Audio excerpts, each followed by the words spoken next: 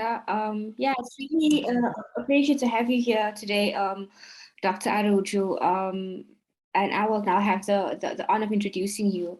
Marta Araujo, PhD, University of London, Institute of Education 2003, is principal researcher at the Center for Social Studies of the University of Coimbra, Portugal. Her research addresses two lines of inquiry: public policy, political discourse, and ethno-racial discrimination; history, education, and knowledge production, focusing on the teaching and the public history of colonialism and enslavement. Dr. Araujo is Vice President of the Scientific Board at CES and coordinates its PhD program. She was visiting researcher at the Center for Research on Ethnic Relations and Nationalism at the University of Helsinki. Currently, she's on the editorial board of publications in the sociology of race and education in Brazil, Britain, Portugal, and the United States. She has been engaged in outreach activities, anti-racist activists, school teachers, and students, professionals in the cultural sector, and social workers. Thank you so much for being with us. The floor is yours. Okay, thank you so much. And thank you so much for the invitation to be here, Professor Sinfred Marconi, and also to the support of the remaining colleagues that made this conversation possible. So I just mentioned just before we started to have this forum that what I'm going to present is kind of work in progress. So it draws on some research I started in 2008 and until 2012, which was a collective project on the analysis of history textbooks. But I've been updating that work ever since and successfully securing funding in the Portuguese and European context for this. And so I think the discussion will make kind of evident why. So what I would like to address today is some debates around racism in what's been called the age of diversity by Steven Vertovec. And so what I'm bringing, I'm going to focus more on debates on school history than anticipated. I just realized it will be too long to bring the work on public history as well, but I will always be establishing links between these two issues. So my presentation is structured around three ideas. First, the debates in Europe, especially at the level of the European Union. Then second, I will zoom into Portugal as a kind of a paradigmatic case of this notion of the age of diversity. And I see this as a narrative that is containing the debate on racism. And then I will focus on the memorialization of racial enslavement in school history, and most especially in curricula and textbooks. So those of you who are familiar with the debates in Europe, you'd realize that in comparison to other contexts, such as like the United States or even some countries in Latin America, Brazil, and so on, that the debate on racism is extremely contained here. And it has been more explicit in the last few years, even more significantly since 2020, but something that people coming from other parts of the world realize, and especially, for instance, our colleagues from Brazil, was that when they come to Europe for the first time, they expected the debate to be very advanced. And of course, that is often not the case, especially as there is a kind of a reluctance to address the legacies of colonialism in terms of racism. So recently, we have seen that the debate on racism has been increasing, but racism is always a kind of elusive concept. So you can never take for granted that when you enter a conversation about racism, that you know what the other person is meaning. So is it an ideology from Nazi Germany, or then Trump's America, or Bolsonaro's Brazil, or Viktor Orban's Hungary? So what is it really that we're talking about? A doctrine of intellectual inferiority that was based on the science of measuring skulls and the sizes of skulls? Is it a system of the unjust and the unequal distribution of resources? Is it a matter of universal prejudice, as some would like to believe? So it's clearly, when we do work analyzing how racism enters into discourse, you can see clearly that different notions are being mobilized in electoral discourse, in commemorative speech, in European Union's agencies' work, even those committed to tackle racism, And it's also different when you talk to activists, to teachers, to psychologists, and of course, even among social scientists themselves. Even so, in many European countries, especially in the last 2 or 3 decades, racism has been, gaining some kind of academic respectability in the discussion. And so a topic that was very marginal has received more attention lately. And especially, I think it's important to highlight work that has tried to untangle the relation between race, modernity, and colonialism with notions of Europeanness. So this is what I think is the kind of work that has been a game changer in debates on racism in Europe, but still finding very little public resonance in mainstream debates, especially at the level of policy making and in policy discourse. One key proposal of such work is that racism in the West and in Europe after the Second World War is kind of particular. Racial injustice has been perpetuated through simultaneous claims to racial equality. So this will be the specificity of racism in Europe. It's like we discriminate as we say that we are in favor of equality and the tolerant and the space of tolerance. These kind of understandings about racism that see racism as kind of marginal to Europe actually result still from the tradition, what Alana Lentin has called the UNESCO tradition that started in the 1950s, that started with UNESCO's concern with race, which was tied to post-Holocaust concern with anti-Semitism, and that was expressed in the 4 statements on race published between 1950 and 1967. So these statements, in their, taken jointly, they have promoted an understanding that continues to permeate a lot of political circles and academic discussions in Europe, even though I would say it's no longer hegemonic, but it's still dominant. So one, it has in common the disregard of colonialism and its enduring legacy in Europe in terms of racism. So its framework, its template, as Barner Hesse proposed, is that racism is to be understood through the Holocaust as a kind of paradigm or a kind of model. The second is a focus more on cognitive structures of people than on structures of power. So very often, this kind of discourse and the studies that follow them have a kind of an obsession with finding the racist subject, finding, identifying, and measuring the racist subject. And this is something that is still very real in the daily lives. I've done a lot of research also on school segregation, especially of Roma populations in Portugal.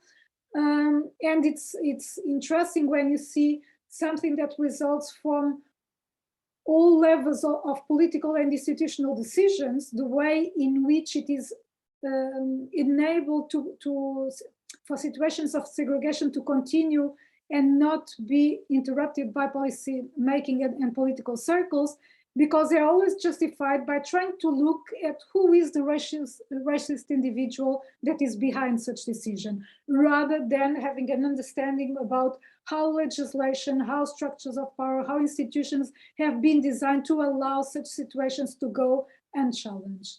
And finally, the idea also stemming from the UNESCO tradition of education and knowledge as solutions to political, social, economic, and of course, epistemological issues.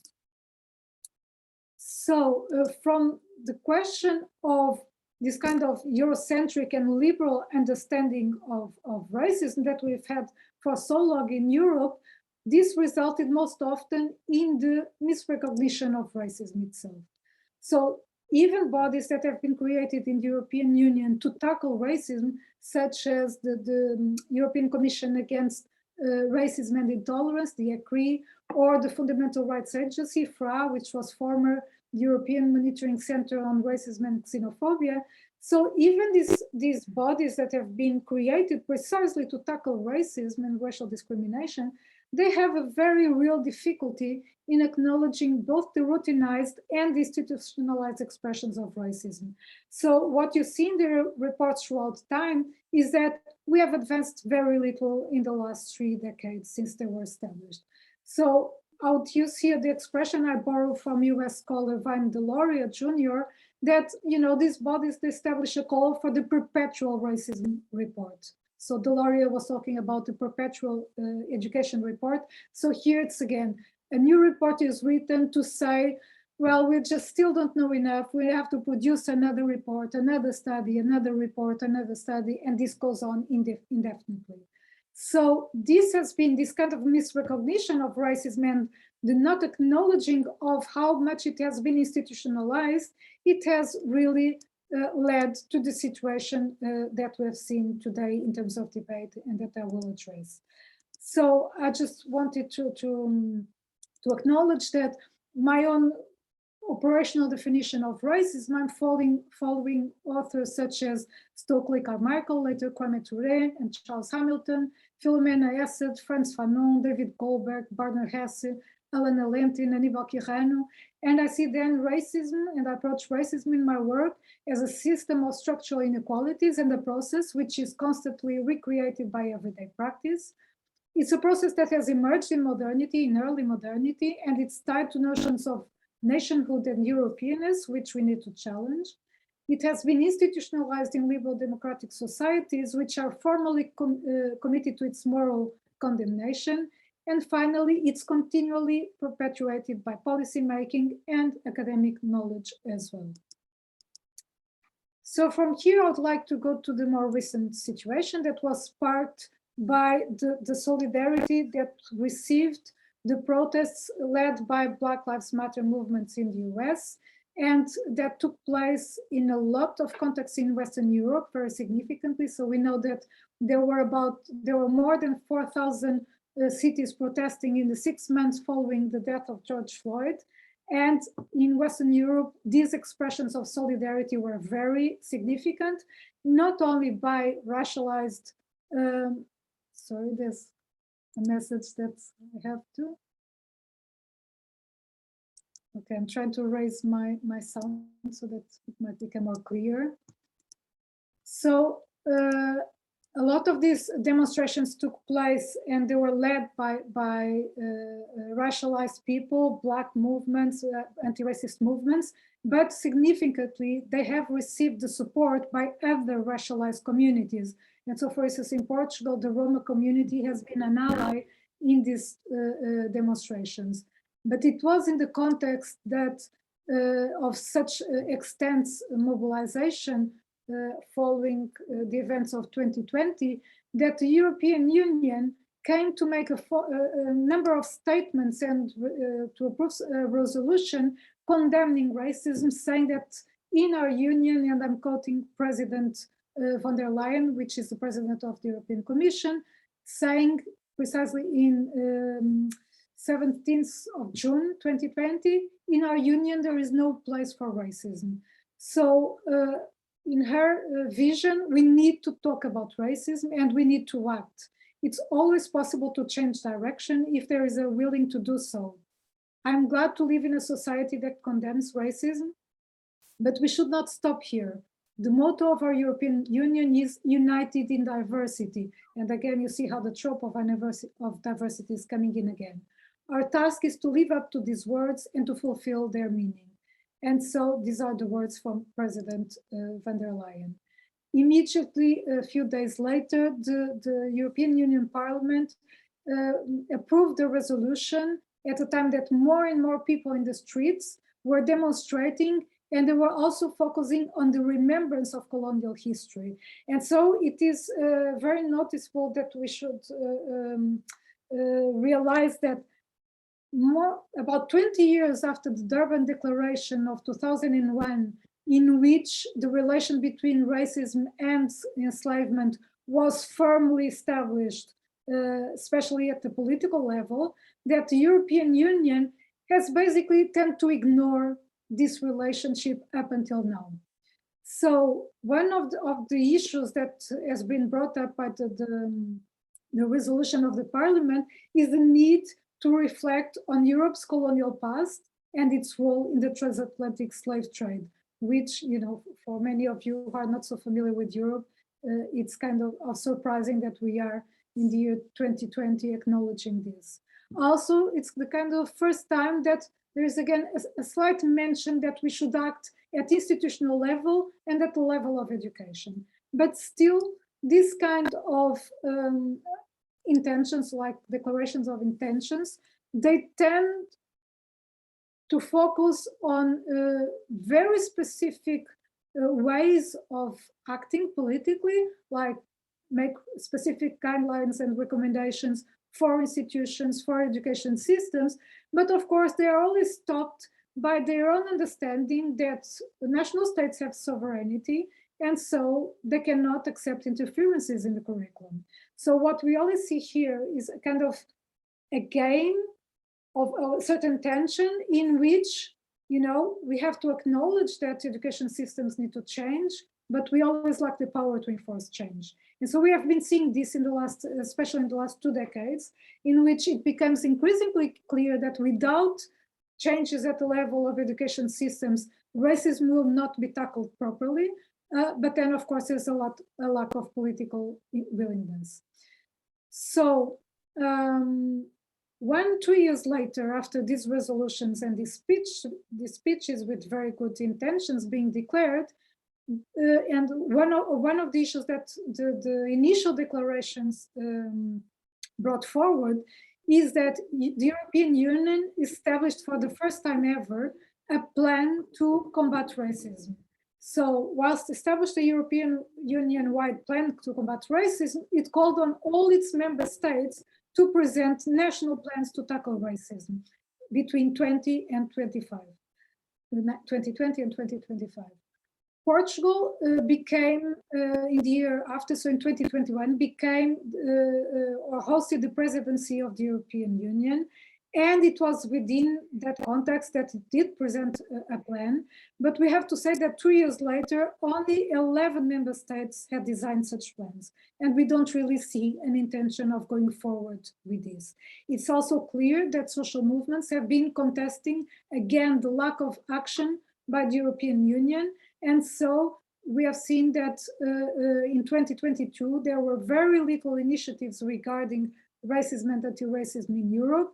And that NR, which is an international coalition of activists operating in the field of anti-racism in Europe, are already saying that, you know, racialized communities in Europe, and I'm quoting, continue to suffer while member states fail to deliver.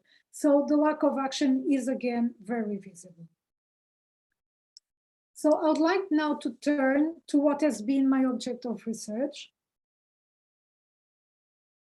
So I've been interested in the last 15 years, or one of my research interests has been the question of history teaching, and especially history curricula and textbooks.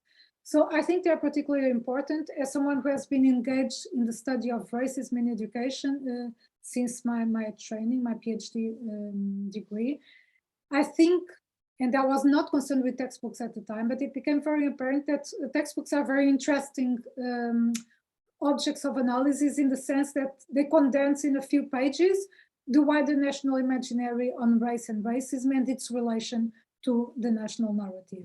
So they have been considered by Cruz, for instance, as a curriculum de facto, in that in many countries, such as Portugal, they put in practice what the curriculum guidelines that come at the level of Ministry of Education. And Portugal is a very centralized country, so we do have quite kind of strict with some degree of flexibility, of course, but we have, you know, strong directives for the curriculum. In that sense, they also convey what is established as official knowledge, or what David Tayek has called state-sanctioned truth. So it's the kind of truth that have been debated in society and in political debates and academic debates, and that then are kind of consensualized to show in textbooks. And of course, textbooks are inscribed as well in wider debates on race and nation. And so I would like to look at the issue. I mean, two of the case studies we had in that project, one was on the teaching of racial enslavement, and the second on the question of African national liberation struggles. But here I will focus on the question of enslavement. Enslavement is a key process to understand the consolidation of notions of race and Europeanness, such as being developed by David Goldberg and James Sweet, amongst others.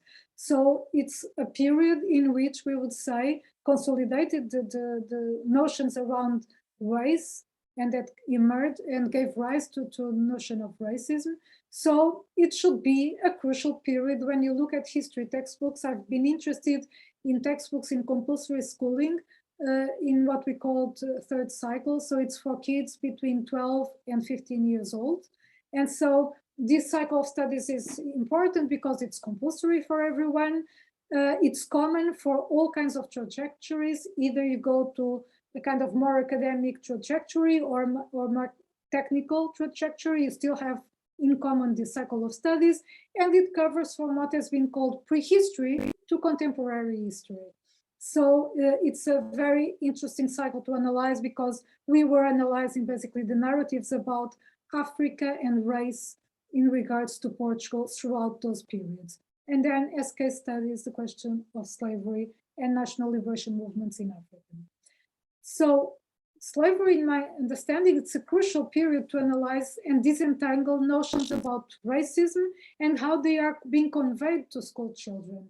And so it is very interesting because I would say like in the last couple of years, I've seen more changes in the debate and in the reception of younger kids to the debate on racism. So for instance, I do a lot of outreach work.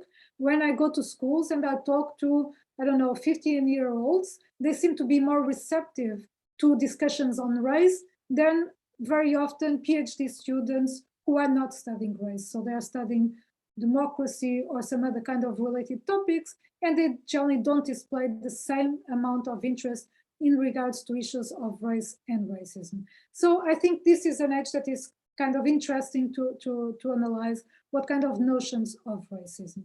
And it's also, slavery, it's also has been selected because it has been in Portugal, in a country that it has been so difficult to talk about racism until especially 2015, due to police violence within the country and to denunciations of police violence.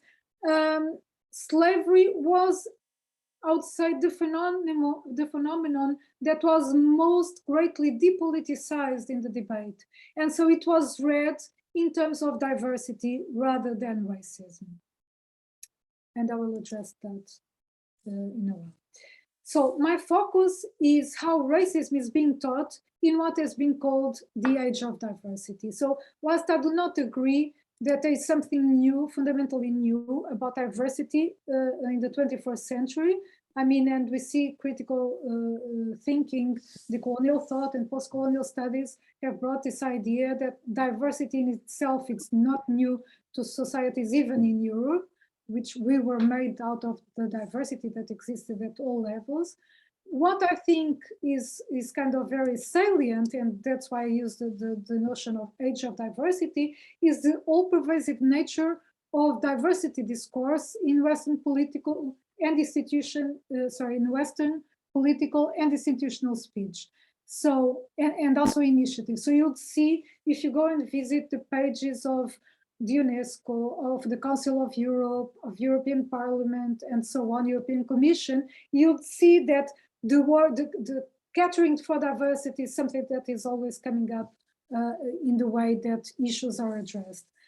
But yet, and as Stephen Vertovec has also argued, it's a term that is very ambiguous, very banal, but nevertheless, it has transformed the social imaginary. So even if in Europe, we are also seeing an increase in the mobilization of populist parties, extreme right-wing parties, we see that institutions are still very committed to display this adherence to diversity, however, that is perceived.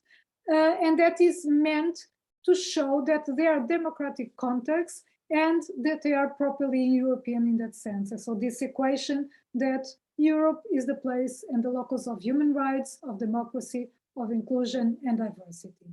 So diversity is actually a notion that has been endorsed, and if I look now at Portugal, has been endorsed in the political spectrum from the center left to the center right. So it's a very consensual and harmless notion, some would say, and a lot of people, and I'll follow here even the lead by Sarah Ahmed in the British context, that would say, well, we are the ones that even do diversity courses and diversity training. Why are you accusing of us of racism? Why are you accusing of preventing discussions of racism? But that's precisely my argument, is that the way in which diversity has been deployed discursively has been in such a way that preempts any meaningful debate on racism and its consequences in the lives of people.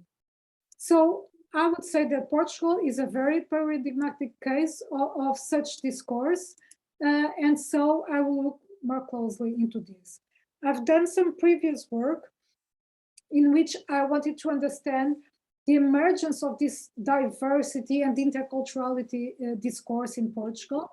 And so I was mapping in kind of political and policy making discourse, as well as some academic discourse, how we created a narrative of intercultural nationalism. So I follow here the work by Anne-Marie Fortier, and she had this notion applied to the UK in around 2005, so the mid years between 2000 and 2010. And her notion of multicultural nationalism inscribes multicultural at the core of the project of the nation. So rather than saying that, you know, our nations are what they are because we have always been like this, as being homogeneous, like Portugal used to say, we are one of the oldest nations in Europe, and we have one country, one language, one religion, and so on.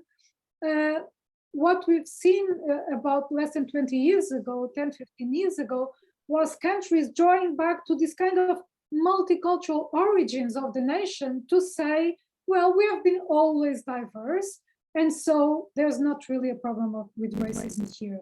So in the UK, that was framed, and especially at the times of Gordon Brown's leadership and the Labour Party, it was framed as multicultural nationalism. In Portugal, I would say we saw the emergence of the narratives of intercultural nationalism. So Portugal always wanted to make sure that, you know, we don't follow the Anglo-Saxon model of multiculturalism because that creates ghettos for the people, and, you know, we are rather an intercultural people, and this generally means in policy terms that there are much less measures that need to be taken because it's something, interculturalism is something that they inscribed in the history of the nation and in the national character of the nation. Right? Multiculturalism might endorse, you know, bilingual classes or changes in textbooks or other kinds of measures that the Portuguese state really did not want to take. So from the 1990s until 2010-15, what we saw in Portugal was this narrative of intercultural nationalism, which I would say, one, it resented Portugal as European. So Portugal is always in this position that is kind of semi-peripheral in the world and even in the European world, sometimes at the margin, sometimes in, sometimes out of what is considered to be properly Europe. So we started emphasizing discourses that we shifted from a nation of immigrants in the 70s, 60s and 70s to a nation of immigration since the 90s. And the emphasis here was always placing Portugal at the center. So we are a nation that is desired by these others that come from what it's called third country nationals, so from outside of Europe, and that see Portugal as a desired destination to make a better life. So these kind of narratives, which now are being replaced not so much by immigration, but also by tourism, you know, like interviewing every possible tourist to ask, how do you feel welcomed by Portuguese society when you visit? So always this idea that we are historically a people that is characterized by interculturality, by openness, by welcoming others. This has a long historical origin, which I don't have time to go into here, which is the discursive field of lusotropicalism, which entailed the constructions throughout the 20th century of this idea that the national character of the Portuguese, being a mix of people themselves in the Iberian Peninsula, at the time of national formation, they were more prepared to welcome other peoples in the country. So I'm trying to summarize a long story in a couple of sentences. But so what is really specific about Portugal in relation to these narratives is that it uses the colonial history, which all colonial history are processes of violence, but it uses that history to say, well, we don't really have a problem of racism here because we have interculturality as a way of life. So actually, this means very little in terms of changes to the education system, to the institutions. It acts prevently by keeping the need of change at bay. So such kind of discourses have been sustained by, I would say, two moves. One is the depoliticization of history. So you started having public bodies in Portugal commissioning and publishing studies that would show precisely aspects of this colonial history that attested to the benevolent character of Portuguese colonialism. So whatever you could find to say that Portuguese colonialism was different to other colonialisms, that we were a welcoming people, that we didn't practice violence or racial discrimination. So one way in which this was achieved was through the depoliticization of history and of public history in particular. For instance, these notions that slavery is the mother of many intercultural societies in the American continent, and so this is a way of promoting a reading of slavery as something that in the end, it had a kind of a positive effect in societies, in some societies. We don't quite say in Portuguese society, but more in Brazil or the United States. So there's also always this, the specter of racial contamination that it's still at play. It's also a historical debate that I don't have time to address so thoroughly here, but we can come back to the debate. The second way in which such narratives have been sustained is through the invisibilization of contradiction. So, for instance, in textbooks or in universities, we didn't learn until recently, 10, 15 years, we didn't learn that, okay, Portugal might have abolished slavery, not as soon as Portuguese people like to believe, even our presidents, but still we had indentured labor going on until 1961-62 in the colonies of São Tomé, for instance. So this was contract labor that functioned pretty much as enslaved labor, whose people were left to their own devices with never being repaired for any damages or compensated for their free work after we had the independencies in 1975. Also, we didn't learn in schools or in textbooks about the statute of the indigenous people that was in place from 1926 to 1961 and accorded to different people, different privileges and rights according to ethno-racial criteria.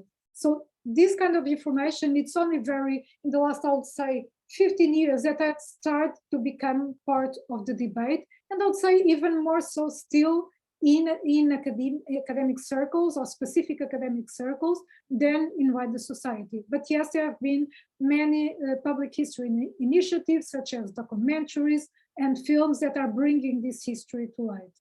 We also don't learn in history textbooks that, for instance, in Mozambique, as analyzed by James Duffy, we had a very segregated system of education that could be akin to what happened in South Africa with apartheid, even though perhaps the law didn't explicitly demarcate this difference, but in practice, so we had the de facto segregation in which the Black non-assimilated people would be destined to go to the schools that would not lead to further studies, so primary schools that would not lead to further studies, that receive teachers with less training, they had less resources and so on. And this was studied in relation to the 50s, but this is something that you don't learn even as someone who did the first degree in education, you never learn about this.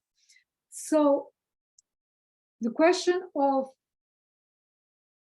interculturality and diversity as kind of national narratives, they operate by being sustained into this kind of tropes. So in the previous work and the collective work that we did on textbooks and slavery, we saw 4 key issues that I would like to briefly bring.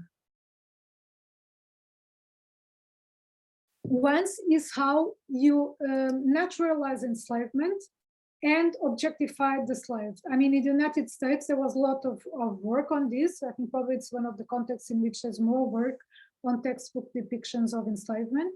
And so I think it was Ellen Swart was saying that very often in the 90s, textbooks in the US presented enslavement without considering that there were alternative ways of development for those societies. So students are led to believe that, you know, it was only not natural that, you know, countries such as Portugal deployed slavery as a means of capital accumulation. Secondly, it's the objectifying of the figure of the slave. So until very recently, and I think it's only this year that the textbooks changed, we still have those maps in which I've learned in school almost 40 years ago, in which you had the slave trade, the triangle, depicted with the produce like chili peppers and gold and so on, and that you still have these humane figures of enslaved people in circulation as if they were just another product that was being traded. And so this objectification of the figure of the slave has continued until very recently. The other aspect was how the struggles by the enslaved populations were completely erased. So even though Portuguese colonialism has a history, a very interesting history actually, regarding struggles by the enslaved people, such as, for instance, Brazil, with these maroon communities that, you know, established what nowadays is understood as states within the state. So Quilombo de Palmares, the Maroon of Palmares, which existed for almost 100 years, and it's the size of Portugal, almost the size of Portugal, something that high school students get very fascinated when we tell them this story. I mean, we don't have any reference to these forms of resistance in textbooks. The only resistance that is shown is by white Christian figures, such as Padre Antonio Vieira, defending the indigenous population from enslavement. Also, particularly telling in these narratives is the always evading the discussion on race and racism. So you're always deploying terms and pictures that show that people who were enslaved were Black. You talk about Black slaves, Black African slaves, Black African people, and so on, but you never discuss race or racism. I think this year, so textbooks here change about every 5 years. This year they published new textbooks for year 8, the one where enslavement is taught. And it's the first time in almost 50 years of democracy that we make any mention to race in regards to colonialism in Portugal, okay? So this was totally absent until now. In the more recent textbooks narrative, so I'm excluding the ones that were published now because I still don't have all of the textbooks and the analysis is not completed. I have some notions, but it's not completed. I would like just to briefly just look at the curriculum guidelines for 2013, in which throughout the last decade, actually, what we were seeing is that narratives on diversity were deployed increasingly to address the question of slavery. So one of the guidelines of the national curricula said, understand the 15th and 16th centuries as period of expansion of the multicultural levels of societies. So racism is not quite addressed. When there is a slight mention in textbooks, it's like a kind of a prejudice, never as some kind of a notion of the superiority of certain races towards other people, which allow them to enslave people considered inferior. So what you saw in textbooks published since 2013 was really the celebration of diversity, of the carnivals in Brazil, as a way to say that, you know, we are all together, we are the diverse societies, and we don't really need to discuss about racism. The things, why things are changing, I think, well, there was a lot of social mobilization after that initial case of police violence in 2015. What happened is that a lot of collectives in Portugal came together, and in the end of 2006, 22 collectives came together to write a letter to the Commission for the Elimination of Racial Discrimination of the United Nations. They had visited the country in 2011. And so this letter was sent by organizations of people of African descent.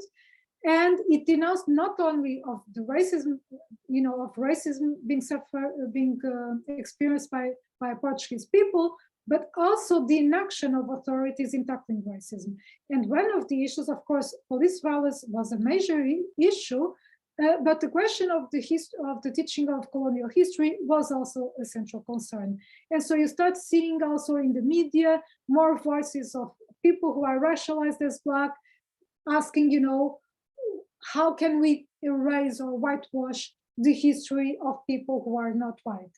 And so there started to be a lot of pressure, of course, a lot of backlash as well, but start to be a mounting international pressure with some reports by the ECRI, the European Commission, to change the history of the teaching of the history of colonial Portugal. One of the things that we've seen a few changes is, yes, perhaps after that, we started slowly to come to the conclusion in textbooks that actually there were other people in African context, for instance, or in Latin America, before the European colonizers arrived. So this, it seems a very slight change, but it's actually a major change for the Portuguese people. I also want to leave the note that this is not a progressive change. And so, for instance, when I studied the textbooks that were produced immediately after the revolution that reestablished democracy in 1975, so textbooks in 76, 77, they were much more complex in the way they accounted, for instance, for negritude movements and Pan-Africanism, which have been completely erased from textbooks until today. And so more recently, I would say that, yes, we have seen some slight changes, but actually they are more in terms of acknowledging the question of violence in relation to enslavement rather than the question of race. So, and this will be one of my final points.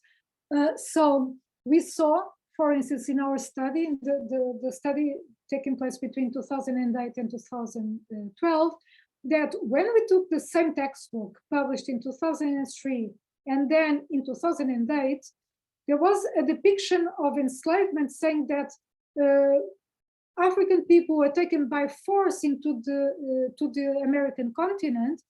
This appeared in the 2003 edition, and the 2008 edition, the same textbook, the same publishing company, the same authors, the sentence, they were taken by force, is removed. So actually the movement of people is framed like kind of migration. And so it's very interesting because in Portugal, people sometimes follow debates in the US, like in Texas, when, slavery is being depoliticized in history teaching and all these debates. And, progressive circles were becoming very indignated. They were becoming very surprised and upset that this was so, but this was taking place in Portugal. And it was actually very often in the context of COVID-19 that we had televised schooling for a while, that parents were at home working and started seeing actually what their kids were learning. And so this also prompted some change, which is kind of interesting. I do have some other aspects that I would like to discuss regarding the role of universities and teacher training, some of the experience with outreach activities, but I think I would like to leave that to the debate so that I don't take much longer. So thank you. Thank you so much for the wonderful presentation, Professor. Now we will hand the floor over to Professor McConey to begin our conversation. Okay, thank you very much, Byron. I want to get into this conversation by asking a very simple question. In the Portuguese context, when you talk about a racialized subject, is that the term that is used to refer to Blacks or what? Right. You talk about a racialized subject, because at times I heard you talking about racialized subject. So I was just wondering whether that is the polite way of referring to Blacks.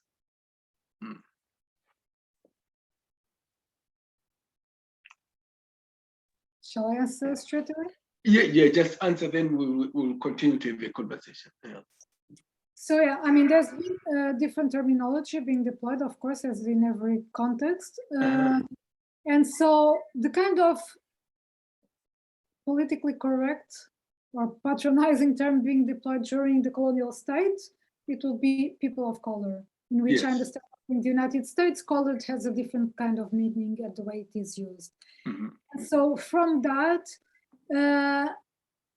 we have kind of the opposite than in the English language. So after democracy, the term negro started emerging, and you have the term preto. Preto is a very derogatory term, okay, that would be not the word black, but a kind of more derogatory term, in which negro became a very kind of respectful category until I would say about 10 years or so, perhaps even less.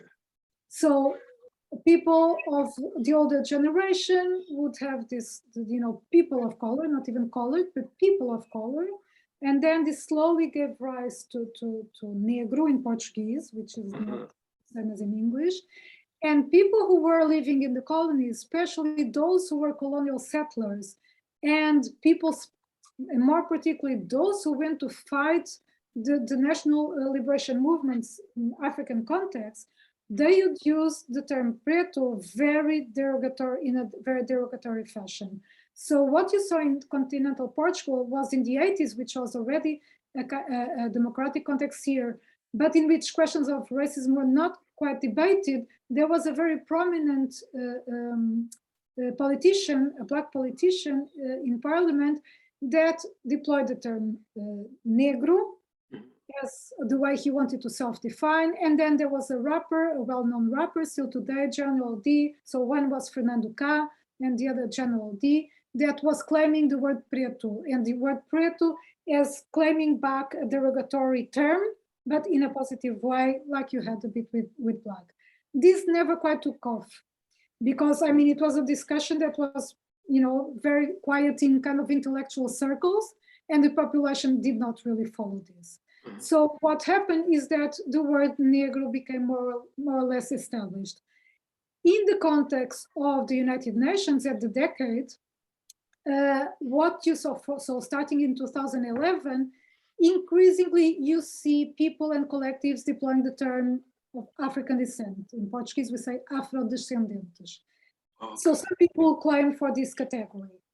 But increasingly, collectives in Portugal have also followed a lot of kind of more decolonial debates and post-colonial thinking, and the term racialized entered more and more common language. So people themselves might use this term. It's not consensual. It's not consensual. I think we in academic circles used it more as a kind of drawing attention that these categories are never fixed, are never comfortable, are never universal, and so on. But some groups would use the term racialized communities or racialized populations. But I would say there is a variety of. It's a variety. Okay, then my next question is this. When you talk about history textbooks, who produces these history textbooks in Portugal? How are they written? Is there a commission, a group of authors, or what? How is this process? Because it may differ across different countries. So I wanted to get an idea about the actual production of these textbooks. Okay, so the textbooks, generally they are written by former history teachers, or sometimes on the job. They might take a license or so. In the last 1 or 2 decades, a process of textbook certification was introduced, and so they would be revised both pedagogically and scientifically. So you have very respected academics certifying these textbooks. That's one thing. So that's the process of kind of validation in terms of academic knowledge. The second issue is how textbooks, they have to comply with the curriculum, because otherwise they are not selected. So schools will select the textbooks available according to those who are certified by the Ministry of Education. And it's known that, you know, textbooks that follow more closely the curricula, they will be chosen, because it makes it easier to prepare students for national exams, basically. So what happens in terms of the certification process that I think it's important to note is that, and we did a lot of empirical work, of course, with publishers, with the Ministry of Education, with authors and so on, is that all of the questions that I brought regarding racism, they tend not to be seen as problematic. If you have a society in which the debate on racism is not well established, people will fail to identify the problem. So for instance, when we went to the Ministry of Education in 2009 or 10 to interview them about what we saw was the really Eurocentric narrative that pervaded textbooks, they were saying, well, we don't discriminate, you know. First, history is a subject that changes very little. So the fact that the curriculum guidelines then were from 1989, it was not even seen as problematic. And second, it's like, of course, you don't see there, I mean, racism and Eurocentrism are not expressed so much by saying directly that Black people are inferior or primitive or this or that. There are lots of different ways of doing it, by the use of photographies, by placing African people always in positions of inferiority, for instance, using rudimentary techniques to produce fire, or being completely naked in the picture, and then saying that tribes such as these still exist in Africa nowadays. So, of course, you're still establishing some peoples as being primitive, but you're not using, you know, written language to say so. So the fact that they did not even identify a problem with the textbooks that we were studying, I mean, that's of course very telling. And so then the scientific experts that reviewed textbooks, they are not experts on racism, of course. They'll be experts in a specific time period. Generally, they are not even experts on slavery, for instance. But even when there's the case that sometimes they might be, the narrative of the UNESCO that is more, you know, slavery as a kind of a tragedy, and not so much exploring the racial undertones of racial enslavement, of Atlantic enslavement and its legacy today, they are not even considered. So these are generally considered to be the preoccupations of a handful of anti-racist activists. So let me ask my last question, then give over back to Byron. I want to focus on universities for just for a second. Is it popular to study racism within the university, or that's a completely no-go area? Are there scholars who are theorizing, to use other space term, who are theorizing about race and racism within universities in Portugal? So yeah, I mean, I would say that there's a younger generation that is increasingly showing interest to studying race and racism. There were some more established groups, generally tied to a kind of more quantitative approach to racism and the kind of study of European social attitudes, this kind of social psychology surveys and so on. So this was, you know, the panorama in the 90s and the sociology of migrations.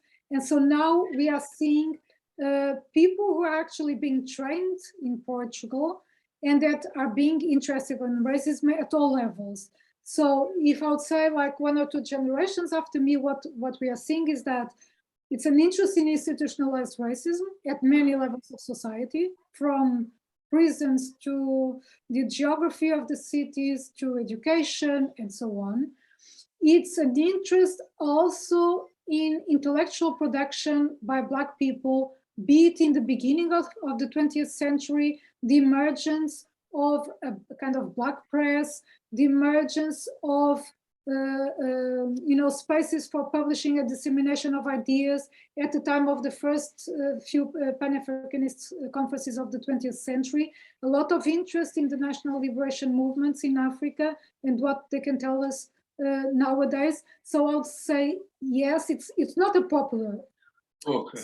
Okay, it's not a popular theme, but there is a lot of hope in the sense that people are getting interested, people are studying it. They are not the most successful securing grants and funding. That is the case, but there's room for improvement, and you see there is interest. Of course, it's more people who are very much devoted to this than people who are studying related processes that can still in Portugal turn a blind eye to racism. if you're studying democracy and other kind of project, you can still turn a blind eye to racism. Okay, thank you very much. Byron, back to you, Byron. Thank you. Thank you, Professor Marconi. So Magda has a question about how is interculturality defined in Portugal and in other European contexts you're familiar with? So thank you for the question, because some things I couldn't explore so well. So in the Portuguese case, and I would say that this was also appropriated more in the kind of Southern Mediterranean countries, that we have this kind of reputation as being more convivial peoples. So this has been kind of interpreted as the ability to interact with people from the tropics. So I'll go back to how this discourse emerges. In the beginning of the 20th century, there was what we call today a social scientist between anthropology and history, Gilberto Freire from Brazil, who had this work on the Portuguese as practicing a kind of a benevolent colonialism. And so we saw the Portuguese, because we are in the Iberian Peninsula and we resulted from a mix of peoples and religions, and especially you had Muslims, Jews, and Christians in the Iberian Peninsula until the 15th century. Gilberto Freire considered that gave the Portuguese a particular aptitude to mingle with the people from the tropics. He also defended that this entailed biological miscegenation, okay? When we go to the Portuguese context, because this is how his ideas were developed in Brazil and circulated in Brazil, but they were appropriated differently in Portugal.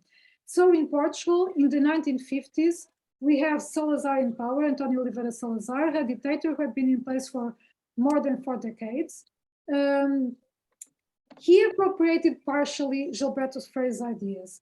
So the idea that the Portuguese were themselves, or we are ourselves, a product of the mixing of different peoples, was not very positively received by the elites in the 1930s, because it would mean that we could exhibit some kind of racial degeneration.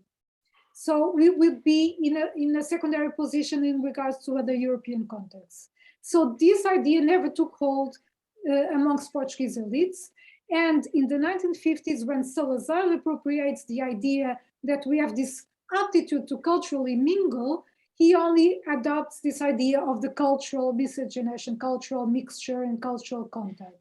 And so he does so in a very specific context. He does so in the context of the emerging massacres and rebellions by national liberation movements in Africa against Portuguese colonialism. And so Salazar wanted to show this idea that Portugal did not have colonies. We were a multiracial and multi-continental nation that extended from the north of Portugal to East Timor. So to say that we were not a colonial country, we have to say that we had friendly relations between ourselves, that our legislation did not discriminate, and hence in 1961, we abolished the status of the indigenous people and we grant citizenship to people in the territories of Angola, Mozambique, and Guinea. And so this becomes as a kind of a rhetoric of diversity. So pluri-religiosity, also the Muslim community is called to be shown and put on display to say, you know, what a plural country we are. When we have the 25th of April, so the revolution, which is the result of all the effort by the national liberation movements, as well as by the struggle for democracy within continental Portugal, so we have a kind of an uneasiness to address these kind of issues. And following a very short revolutionary period, which I mentioned, the textbooks actually were much better in giving account of the different thought that was being circulating in the 20th century regarding Black liberation, for instance, vis-a-vis negritude movements and Pan-Africanism. So after this revolutionary period, what we see is a silence on race. So Portugal turns to Europe. So there is the promise since 1977 that we will become part of the European Union, which just happens in 1986. So the discourse is that Portugal is itself diverse. And if firstly we play diversity as a kind of internal diversity, with time and with increasing migration, we deployed this discourse to say, well, we have always been diverse. So the discourse of interculturality comes established more solidly in the 90s, and in a series of documents and kits and toolkits that emerged specifically in the work in the field of education by the Ministry of Education, exactly to give this illusion that we don't have to change curricula, we don't have to change school structures, we don't have to think about segregation and hierarchies of pupils according to race and so on, because we are intercultural, and what we have to establish is intercultural dialogue.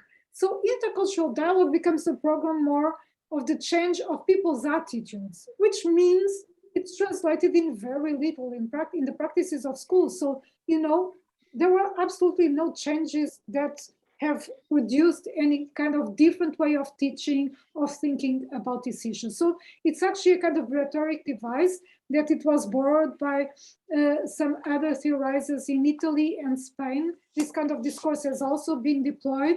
And so I would see as a kind of a discourse that has this effect of depoliticizing social and political relations, and hence preempting the need to talk about racism. So it's very difficult when you have an institutional discourse on diversity to show that this discourse actually runs counter the effort to discuss racism and inequality. Thank you so much, Professor Araujo. So there's another question. For the past decade or two, there is an emerging phenomenon of Chinese students studying abroad pressuring fellow students of minority ethnicities in China or political dissent and suppressing their voices. Would you mind providing some insights on how to protect the marginalized group in higher education when there is a huge financial incentive for institutions to not advocate for those suppressed voices? Well, I would say that even though in Portugal the number of Chinese students is high, it has been higher in the past and now. Actually, what we've been seeing, and this has a lot of changes that I'll try to tie to a previous question by Professor Sinfrey regarding Brazilian students. And so what we saw in the Brazilian context, in which we are in the middle, we are just waiting in a few days to have the second round of elections that President Bolsonaro is still in power. And actually in Portugal, we saw a lot of Brazilian people escaping precisely that political context and trying to take refuge here. But of course, universities are always being kind of charged of being a refuge for, kind of left-wing dissent. And so this is always kind of complicated. But I wanted to go back to the question of the universities, because especially, for instance, in the case of Brazil, I don't know so much the question of China, so I will not venture to give a more thorough answer than this. But for instance, I have to acknowledge the positive effects that internationalization of universities has meant for Portugal. So, for instance, the fact that in the last 20 years, we saw a massive increase of international academics in our universities. It's very significant, and it has, I think it has supported some of these efforts to bring these debates into academia, also in terms of the student body. And so, for instance, in Portugal, and I'll speak about the context I know best, at the Center for Social Studies, we receive a lot of postdoctoral researchers and doctoral students that come to spend a period here, and of course bring with them their agendas. And the question, for instance, of the resistance to enslavement, sometimes it also becomes more pressing for universities because of the presence of these students, the physical presence of these students in our spaces. So for instance, if we organize a conference on enslavement in Portugal, which is very rare, there'll be almost no mention of resistance. On the other hand, in Brazil, which in 2003, they managed to pass a law that made compulsory the teaching of the history and culture of Africans and of people of African descent in Brazil. This started to encourage the production of knowledge around this area, because what you see then is that teachers in schools that don't have the training to make changes because they were trained in a very Eurocentric system. So in terms of academia, what you saw as well was that a change in academia in the kind of agendas people were pursuing. And so I remember attending this conference in Rio in 2018, in which you had dozens of roundtables just about resistance in a conference, just about resistance to Portuguese enslavement. So this is very telling. And I think that this movement, this international movement of people is having a positive effect in the sense that people come to study, they will want supervisors in Portuguese universities and people who have to deal with agendas that are not only set by our own national agenda that was very closed-minded to these kind of issues. So I think my response goes into the opposite direction that was being asked here, but also I do not have so much that experience, but there will be positive aspects in the sense that I'm identifying here. Professor Bagagutab has two questions. Could you eliminate the difference between interculturalism and multiculturalism that you're comparing with diversity? And you stopped short of talking about how issues of race and racism play out in higher education and specifically in teacher education in Portugal. Okay, so I'll go first to the intercultural multiculturality. So what the difference is perceived generally is that multicultural education, I would have to say that if you interview teachers in schools, they use the two terms to mean the same thing, okay? This is not just in Portugal. There's some research in another context that say that, these two terms are used interchangeably. But if we take them as models, well, the multicultural model would look at differences between groups and would see what people are claiming, for instance, in regards to education. Is it about changing how we teach about religious education, how we conceive of religious education? Is it about including non-European languages in the curriculum? Is it about accounting for histories that we don't even cover and are the histories of Portuguese or British students or so on that are not necessarily white? So when you have multicultural education, you tend to cater for the needs of multiple groups, okay? Intercultural education, it doesn't cater for these different groups. It says it's a step beyond that. So it claims that it's a more evolved model that would start with assimilation. So this would be the kind of template that we learned in university that will go from assimilation, integration, anti-racist education, multiculturalism, and interculturalism, something like that. And so interculturalism doesn't require the catering of difference because we want to live as a cohesive society. And what we need is dialogue. So what we need is that people listen to each other. So it's a very kind of depoliticized approach that says that, we have to listen to what the other wants. We don't change curricula. So it results from the intercultural approach that you do not need to change contents, languages, histories, religious practices, and so on. So still the core is very white, Christian, and Eurocentric. But perhaps in the curriculum, you have a sentence saying, you should encourage intercultural dialogue. So people are free to speak about their differences, but it doesn't amount to more than that. So in my way of seeing, this has always been used as a way to deter any discussion. For instance, if you consider that precisely 10 years ago in 2012, one of the parties in the left made a proposal to be possible for schools to have bilingual education, and this did not pass in a parliament that says that it's the country of interculturality. This is very telling. So it is being used as a kind of discursive device that just prevents any kind of change. And when change happens, it happens outside of the curriculum, outside of school structures. Going back about race and racism in regards to teacher education, well, the problem is, of course, it's not just teachers, is that race and racism are still very marginal in universities. For instance, I did my studies on racism and education, abroad, and I had to go abroad in order to be able to focus so closely on the question of racism. But still, I only teach at PhD level, and people in research centers, they only teach at PhD level. So what happens is that people in the first degrees and the master's degrees, now I would say in the last 5 years, a few in the country, a few master's degree in the country are touching on the question of racism. But that would be limited to one lecture or two. You wouldn't find a PhD on racism. You wouldn't even find a master's that is exclusively on racism, okay? There is one master that addresses the question of racism.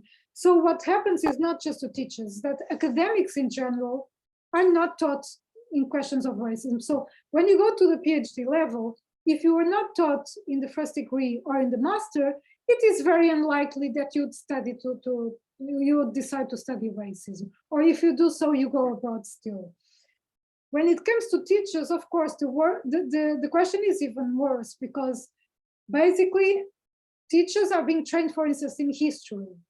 And they're being trained in very Eurocentric narratives about enslavement that are not so different from the ones in textbooks. So for instance, in our research project, we did interview historians, those considered most progressive at the time. So those that engaged with post-colonial studies and debates. And still, their views did not differ substantially from the narratives that we found in textbooks. So it's very difficult to do that movement towards teachers. So what happens is that, for instance, in regards to outreach activities, I've been in the last few years with some students and colleagues from Brazil. In the last 6 years or so, we've been offering this specific action, which is part of an initiative that the center holds, which is called SES Goes to School. So the Center for Social Study goes to school. And so schools can apply and they can ask for a team of us to go to schools and give a lecture on a certain topic. And we have offered the topic on the relation of enslavement and racism. And so we have been very requested in the last few years, interestingly so, most especially in the week of December that we celebrate the International Day on Human Rights. So that's how teachers want to address this. And we thought with time that maybe we start doing collaborative projects between universities and schools, because we do have some of those at the center. But we increasingly realized that teachers are deploying us in their replacement to teach about this, and they give absolutely no continuation to the theme. So even though the students respond very positively, they want to do like school newsletters on the topic, they get fascinated, the amount of questions is amazing. I mean, you really see especially in the last few years, especially since the last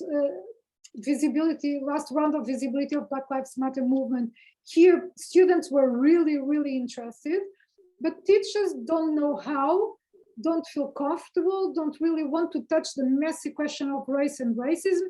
They are not prepared. The other day, some participant in a course was saying, like, people don't know how to handle conflict. So they're really afraid that, you know, if they talk about this, they're going to handle conflict. But what's happening is that, you know, a lot of students, a lot of Black students, racialized students, they're keeping the conflict to themselves and then going home to solve the conflict. So I mean, we see a kind of what we say here, like a rotten kind of piece in which people don't still know how to address the issue, but it's there. And of course, I mean, what I'm seeing more and more is that, I mean, we still need to focus a lot on academic knowledge and a lot of change at the level of universities, because, I mean, even our universities, they are not responding well. And linking this to the question on China, I mean, we've had a lot of complaints about racism in our universities, in our own university in Coimbra, with people campaigning with posters with kind of insults.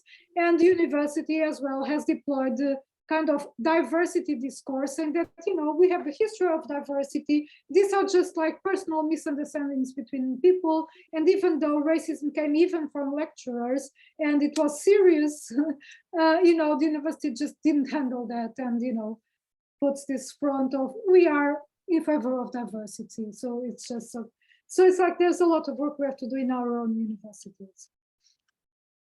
Professor Mafune. Yeah. Can you hear me well? Yes. Okay.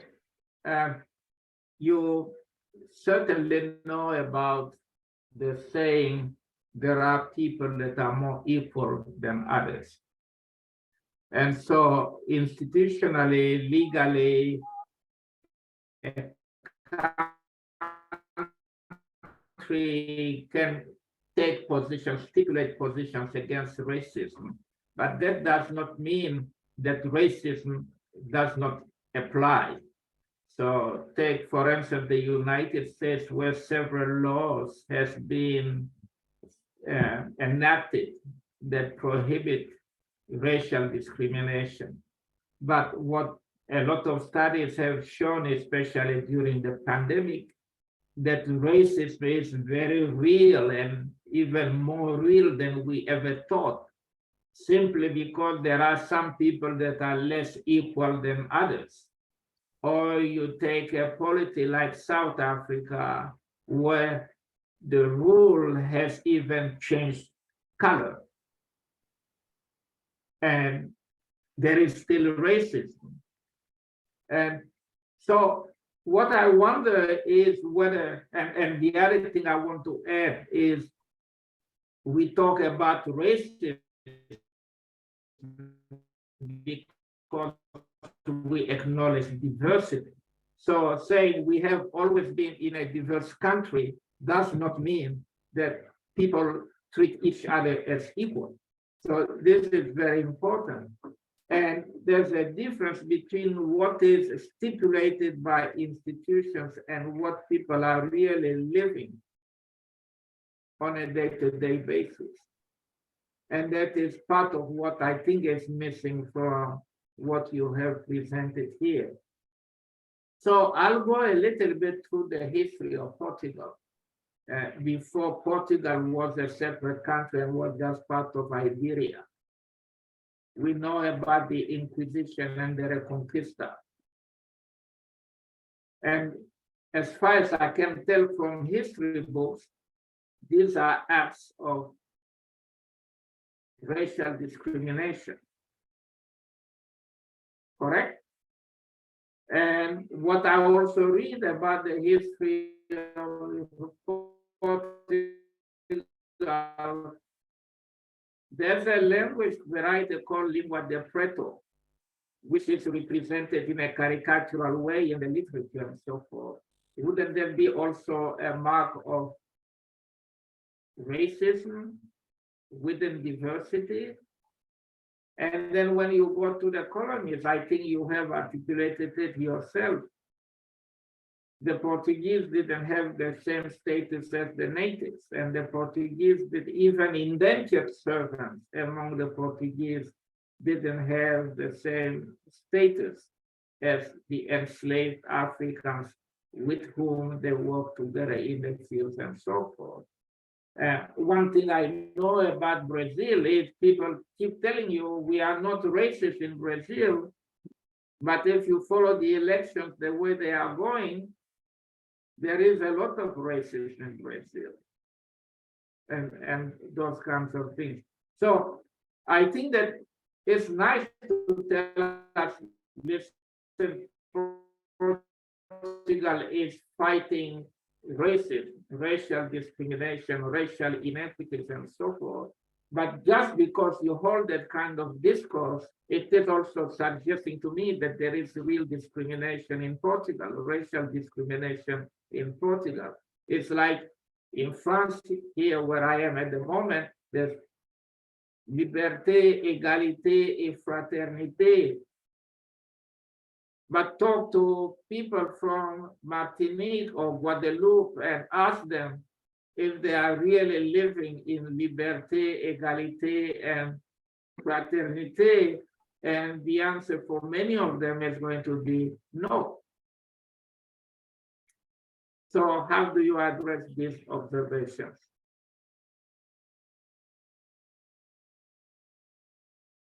I think I've understood more detail than the strong questions, because there was some interruption in the sound, but I'll try to, you let me know, okay, when after I reply.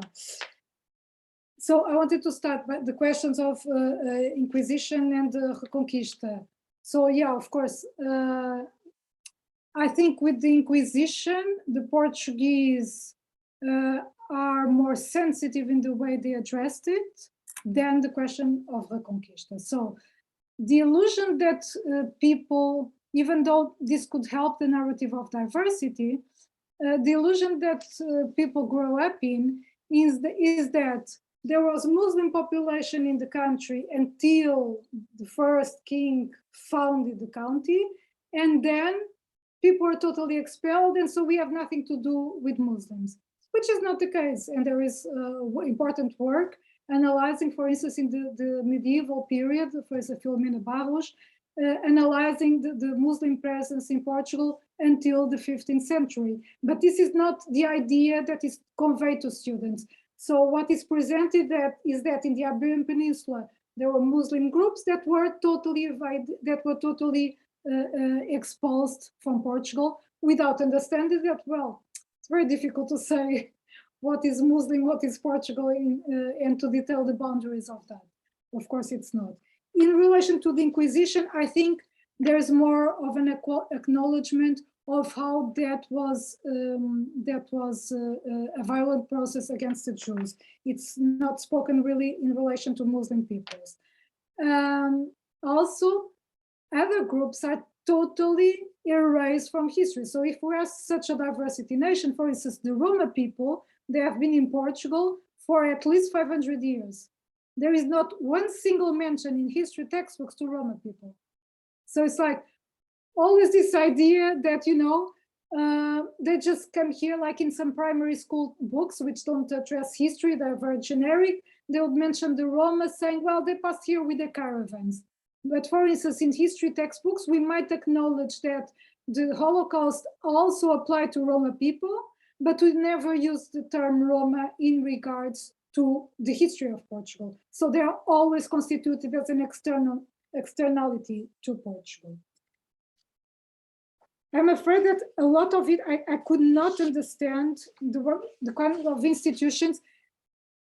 Can I ask you to summarize the key points, perhaps even if you want to take out the camera just for a few seconds, so because I think it's your connection that was a bit shaky. I don't know how to say this.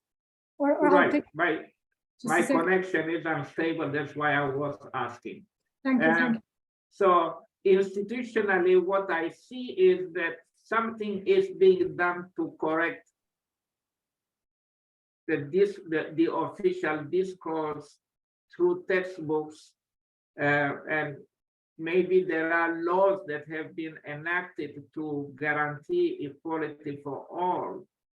But there's a difference between what is stipulated institutionally and what people are living in their daily lives. That's what I wanted to point out. And there was something also about the terminology in colonial spaces that I didn't understand all. Yeah, we know that in colonial spaces, the colonized people were not equal with the Portuguese. You know, and actually, Portuguese colonization was one of the most violent. That is not very much talked about. So the Portuguese had large arsenals of weapons that destabilized the status quo in Asia, for instance. And that is, again, you know, where you can find out how the Portuguese treated the locals and even the local rulers as unequal to them or as inferior to them, and those kinds of things. So I think that I appreciate very much hearing that something is being done to right the wrong or correct some problems. But that does not mean that racism is just disappearing. That's what I want to say. Yeah, of course.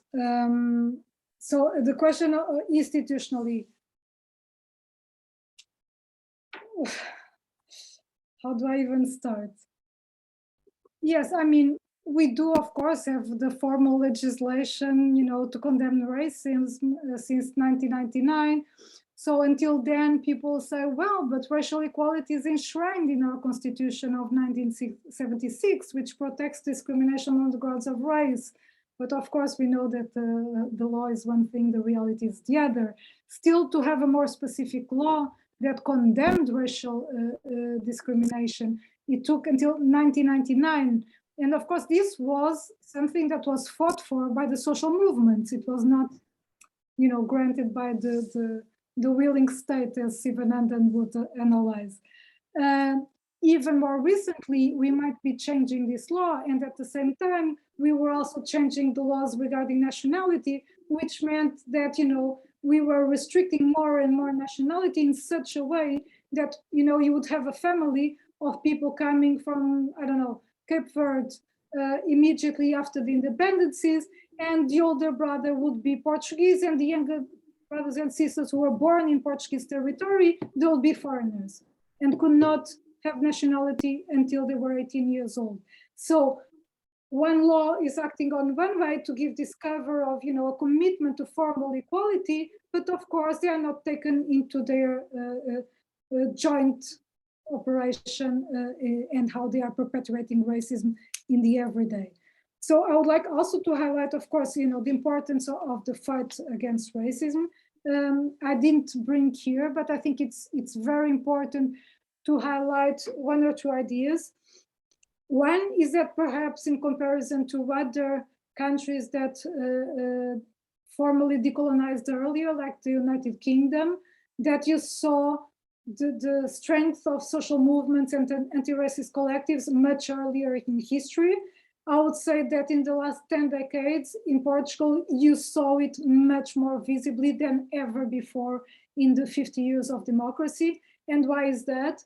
If you go and talk to the people who are today the leaders of most of the movements, their parents were really, really, really in precarious conditions economically. So there were people that they didn't have time to go in meetings and organize and so on and so forth. So you're seeing the first generation that is bearing the fruits of the work of their parents in sort of integrating, sort of assimilating into Portugal, that now are having some fruits. And I would say that a lot in the way, for instance, our critique towards the teaching of history is concerned, we've learned it also from these groups and from the works that they brought to our attention that we've discussed with them. So the question, I would like to highlight some of the initiatives, because I think this is where, most of the pressure has come from. As I was saying, it's not just from the international pressure of these European Commission reports, but it's really from social mobilization. So for instance, we've seen in Portugal groups like Plataforma Gueto that has been putting together a community library in very kind of peripheral neighborhoods, and it's a library for everyone with the kind of books that you could not find in other libraries. I would say from the books of Amilcar Cabral to all national liberation struggles to Black Panthers. They've been organizing what they called universities, bringing inclusively academics and intellectuals, Black intellectuals from the US to Portugal to discuss with them issues of relevance, be it the prison industrial complex to Pan-Africanist history and so on. So they've been also organizing theater groups that go around white spaces, provoking people to think of the links between race and nation. And why is it that, if you are a well-off third country national that has 500,000 euros to buy a flat, you can be granted citizenship, but if you were born in Portugal at a certain period and your parents were illegal and you were Black, you are not entitled to citizenship. So this is kind of community movements that have been having an impact even in the way we perceive the changes to law. We see also movements that have been more supported by white people committed to anti-racism, which have been doing training to other white people who want to be involved in the struggle against racism. You have seen a lot of Black teachers who are bringing change to their own local schools and trying to get the support from other collectives to bring change. And it's actually with these people that I've been mostly working with, because I've seen that my attempts to work with teachers, so I don't live in Lisbon, I live in Coimbra, which is a very white population, except for university students. It does have some migrants, some new arrived migrants, but it's mostly a city in which people would come to study. There's not a lot of, there's almost no industry and so on. So traditionally, it has stayed a very white city. And here it's very difficult to work with teachers here. I mean, yes, of course, in each school, you will find one or two who are interested, but they don't have the means, they don't have the willingness to make change.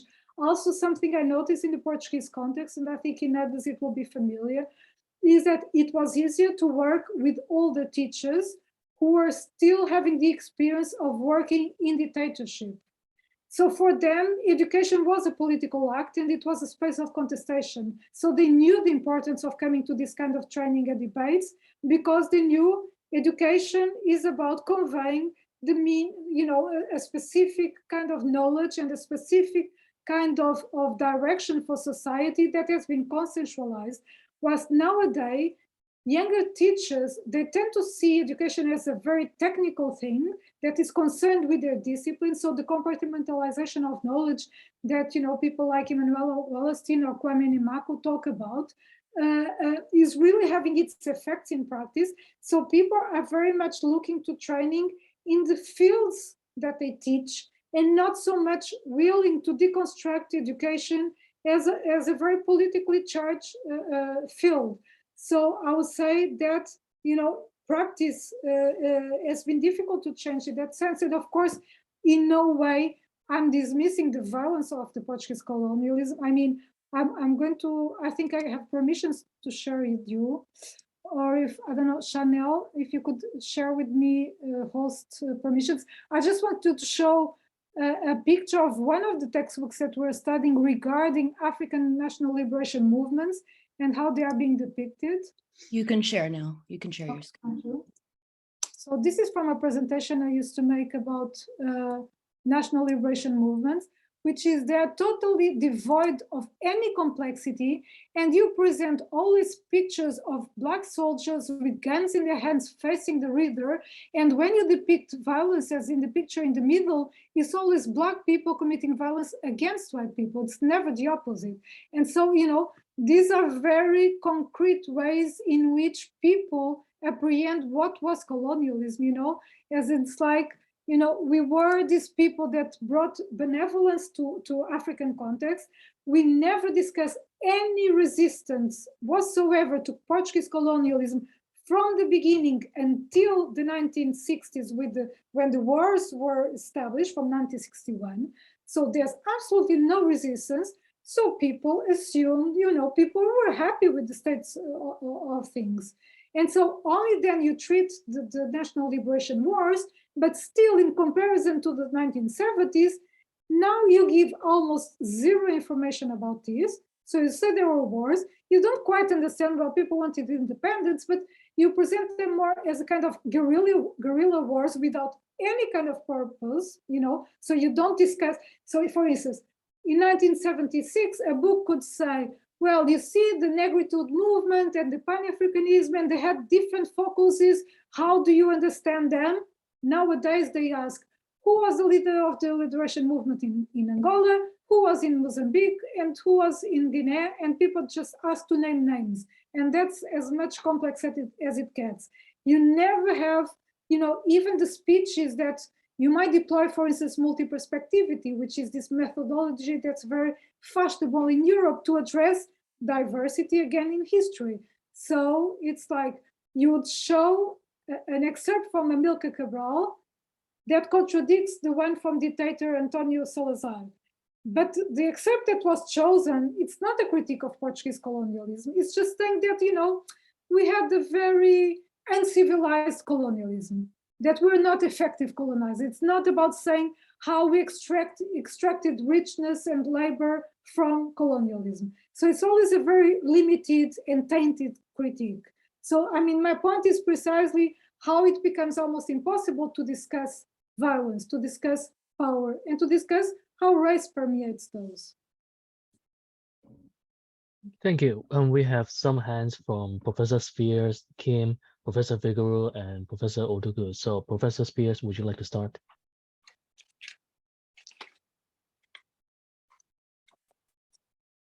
Professor Spear, you are muted.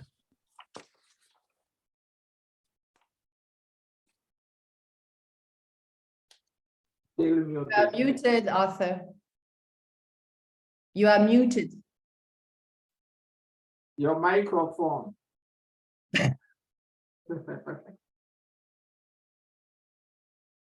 Still.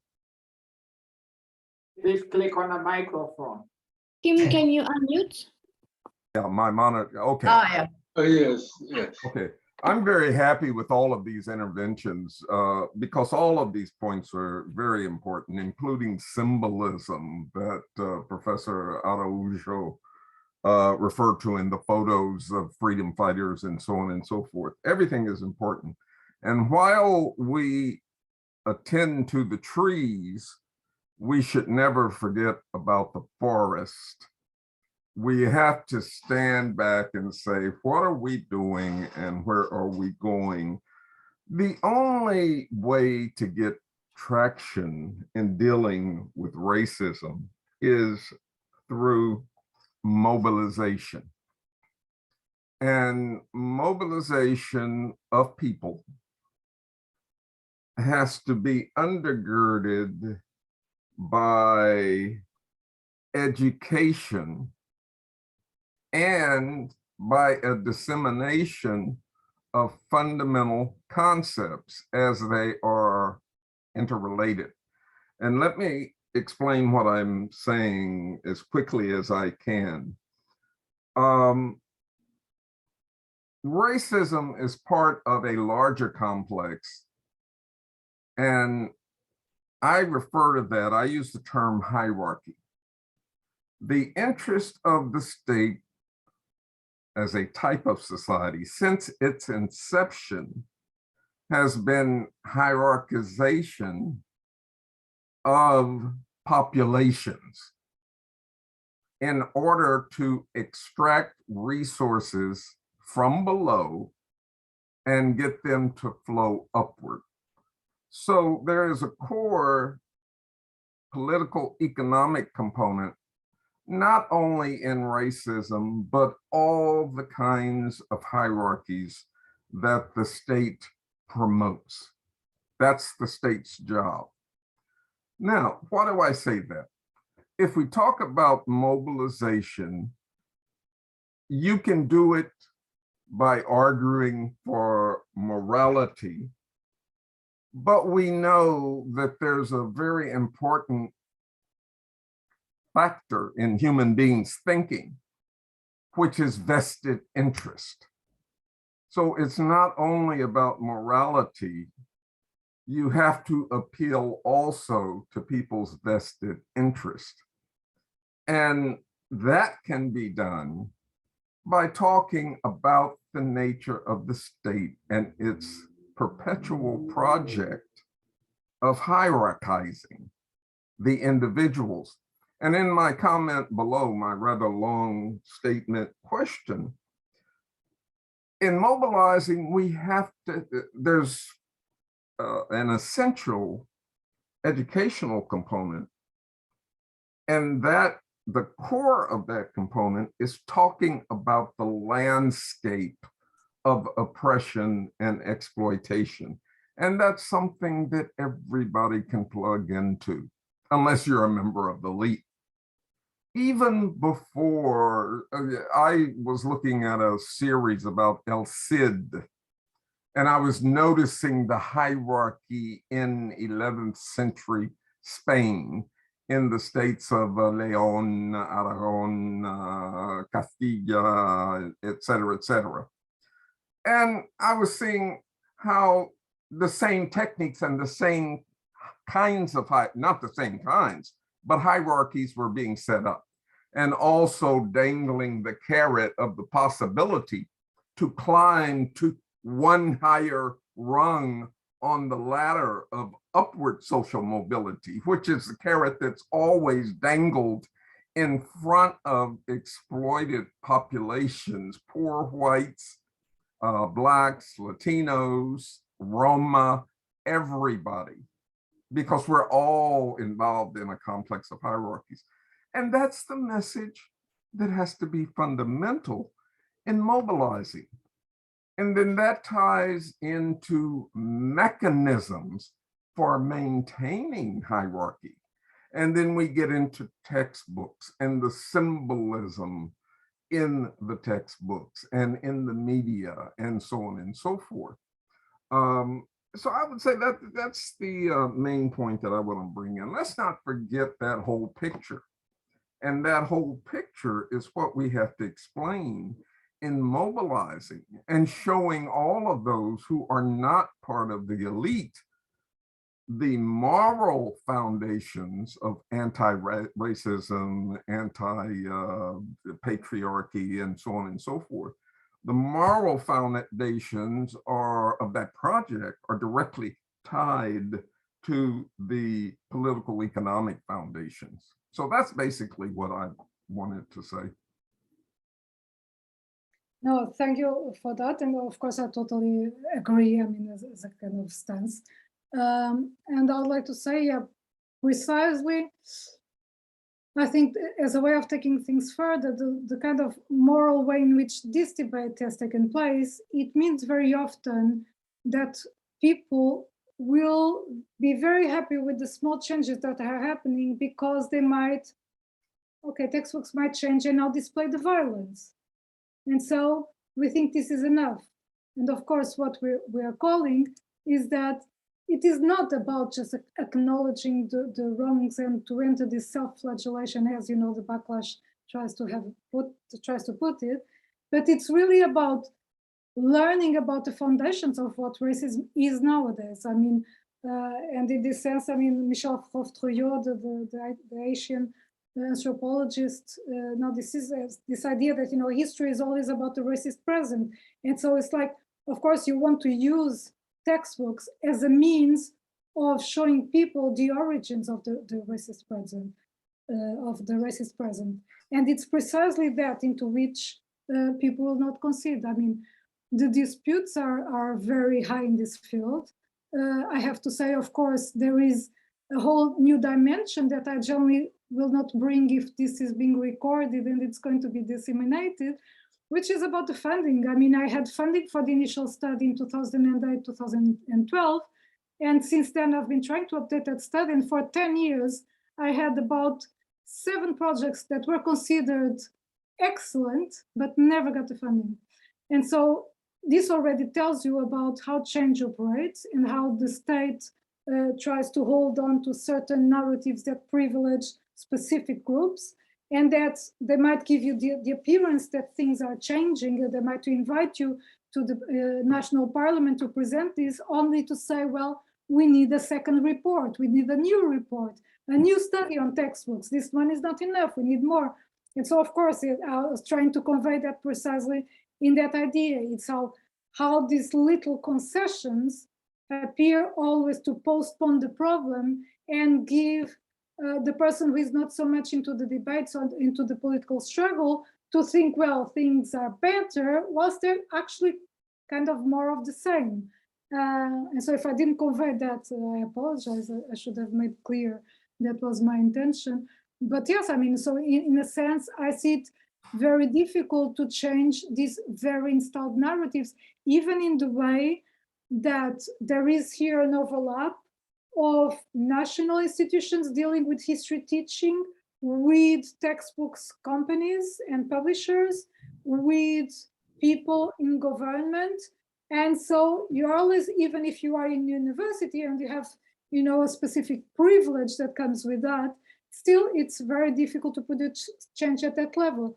So what I've been focusing on in my own practice, so not so much as in my work, but more in terms of my practice, is, okay, I'm still going to try to do some courses for teachers. Of course, I'm not going to give up on that front, but it's really to create short courses on racism. I had one the last weekend dedicated to university students who are not studying racism, but more and more are coming to us, because especially it's interesting to see the disciplines where they are coming from the arts and from culture and so on. and they are being more interested in learning about structural racism and institutionalized racism. So this is an area that we have to focus. But when I say that we do have to bring the universities, of course, in the conversation, is that it's not just about us that we are here already dedicated or committed to discuss a specific issue. It's about how you change the curricula of the university degrees, which, I mean, if you, from the States, you look at the curricula being pursued at the level of universities in Europe, it's really appalling how the so-called discoveries are being taught, and the expansion, and even the kind of language that is still used, or it's used again, especially in these times. So I mean, I don't mean by any ways not to acknowledge the role of institutions. That has been the focus of my work always, the ineffectiveness of policies, not because they are not properly implemented, because they conceive wrongly of the problem. They shift the problem to a matter of prejudice, to a matter of individual actions, to the matter of the racist subject, and so on, rather than to the structures in education, in the prison system, in labor, and so on, that enforce the reproduction of racism. So when I was focusing on universities, when I was ending, it was precisely, okay, it's much easier for me to shift blame to the state, but you always come to a kind of a dead end. Okay, I cannot change the state, I can try to change some people around me and the narratives that circulate. So I think as universities, I think there are good signs that things are changing slowly. I have to say that in Portugal, they also change because of international influence.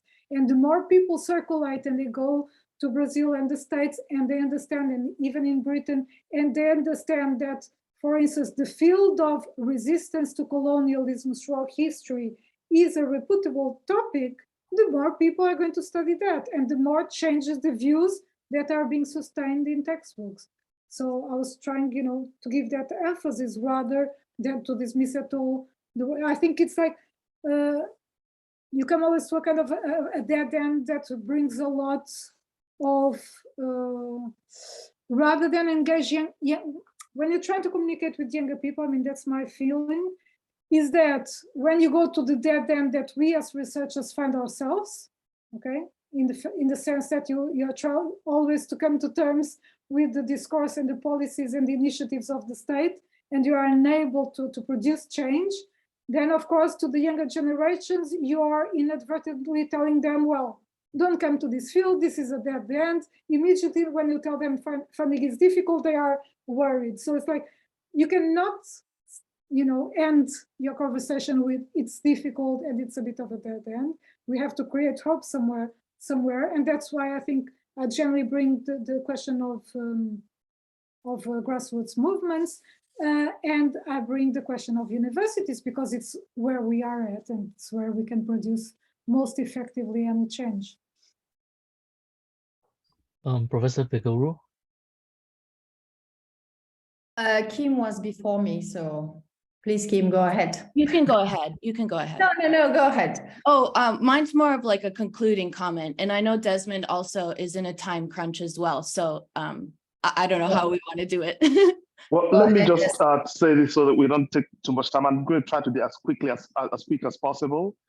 Thank you so much, Professor Araujo. I think I'm butchering your last name. My apologies about that. Thank you for doing this. By the time you were done, I was very pleased, because I've always been very interested in understanding a little bit more the ways that institutions, not just in Portugal, but some of the countries in Europe that are sometimes seen as on the peripheries of some of these more recent political movements, how they've wrestled with issues of racism. And I think you did such a fabulous job of making this clear. There are two quick comments I want to make and then ask a question to follow this. The first is, it's very clear to me that at the heart of this conversation is, the competing narratives about history and about racism, not just in the past, but also now. And that institutions have a tendency to want to dominate narratives of the past and how people frame the present in their relationship with the present. For instance, it's not lost to me that most European countries that were responsible for the imperial violence, including slavery and so forth, also want to take credit for ending slavery and for doing humanity a lot of good in that process. The second quick question is, what seems fairly obvious, but it seems like at the core of what you're talking about here, that racism and enslavement are not things of the past, the way we sometimes think about them. They are very much in the present. That is, the idea of an institution or a nation state like Portugal colonizing the narrative, trying to make the state look racially neutral, if you want to use that term, is not a neutral political strategy. It is intended to conceal something that is going on currently. It's intended to conceal the realities of racial oppression and the hierarchy that, the material implications of the hierarchy that Professor Spears was talking about. The area that I'd like to prod you a little bit more on is you drew in international organizations. So the UN system and particularly UNESCO.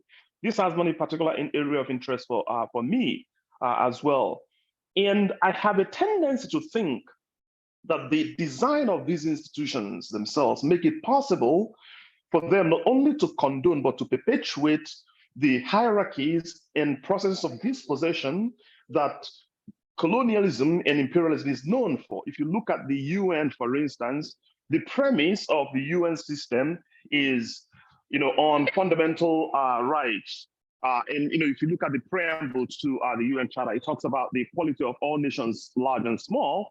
Although we know that the sorry about the noise on the background. I have little ones that run into some challenges, but they are fine. We know that if you look at the Security Council, for instance, you have 5 countries that are permanent members and others that take 2-year cycles. From a design standpoint, that is the reminder to you that all nations are not equal, right? And that there are real political, economic, and cultural interests in the design of those institutions.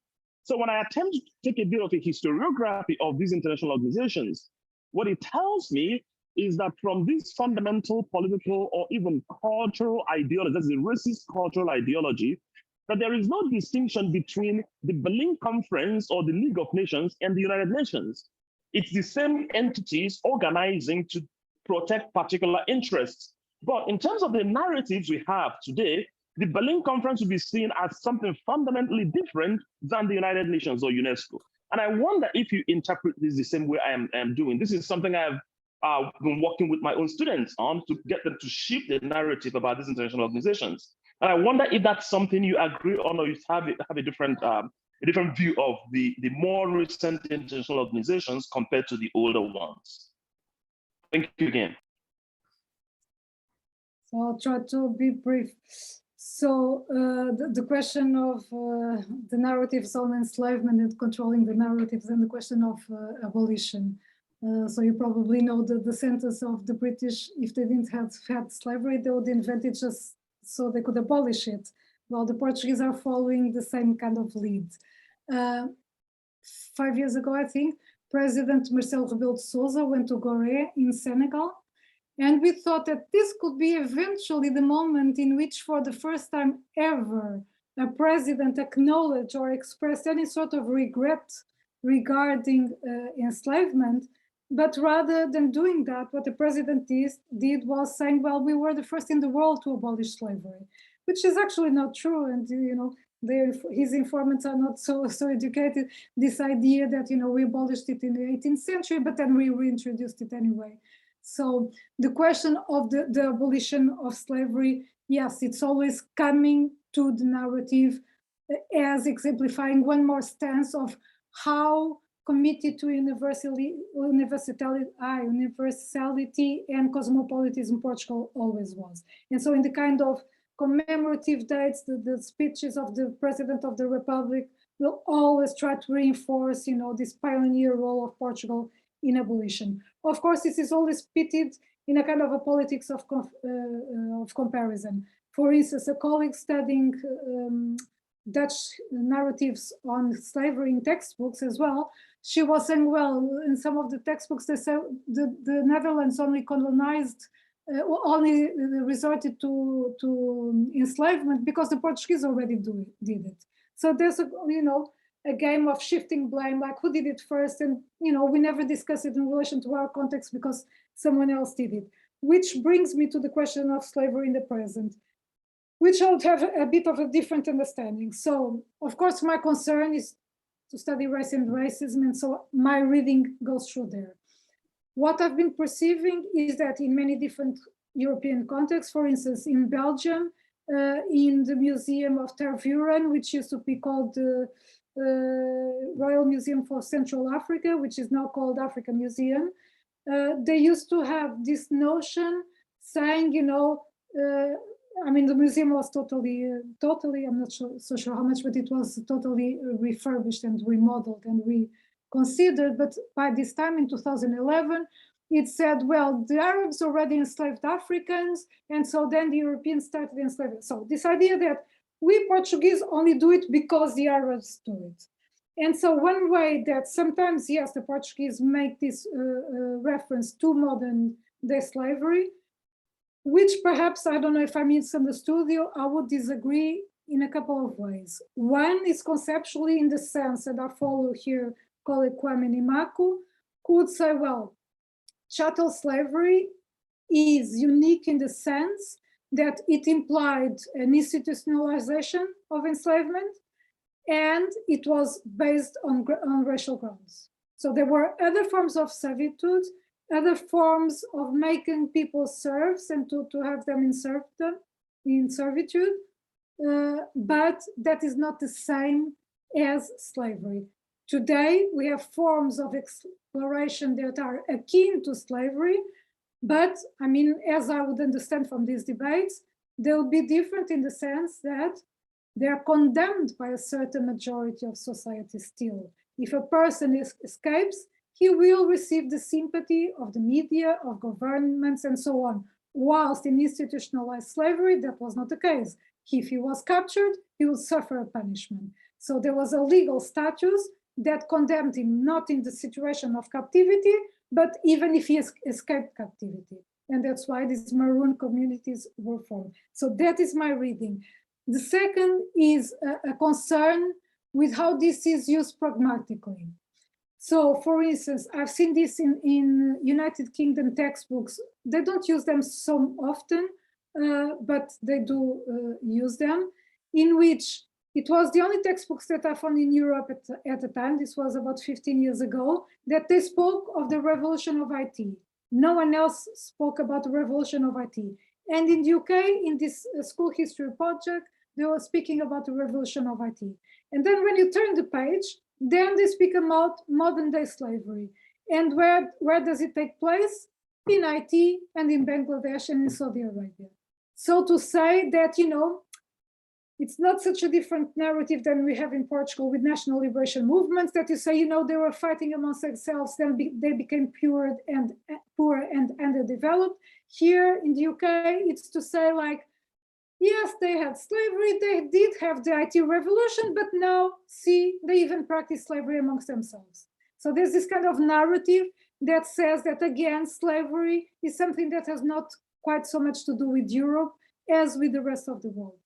So these are my two concerns when I look at this debate. So I saw that in the new textbook in Portugal, one of them that I know, as they started already increasing the talk about modern day slavery, yes, they did say something about Portugal, which I found interesting. So they gave an example, I can't remember, I think it was precisely in one of the colonies, so in São Tomé, but they also brought an example from Portugal. So I have a bit of mixed feelings about, the particularity of slavery. I think, yes, there are forms of labor exploration. I'm going also to leave a link in the chat, if I may, by colleague Ruth Wilson Gilmore. She's a US scholar, and she has this amazing 15 minutes video that takes place in Lisbon precisely. And it addresses racial capitalism, having as background Portugal, which I think makes it interesting for those of you who are interested on this. So yeah, I'll leave it in the conversation.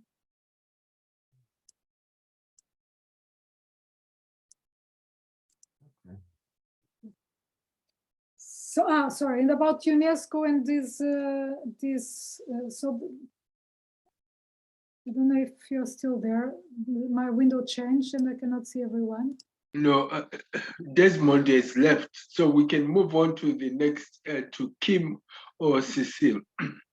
Okay, but just to say very, very quickly that yes, I do agree with the reading. And I mean, perhaps that was not so clear when I said UNESCO tradition, it was a critique. It was a way to say that these organizations, they have perpetuated racism throughout history. Yeah.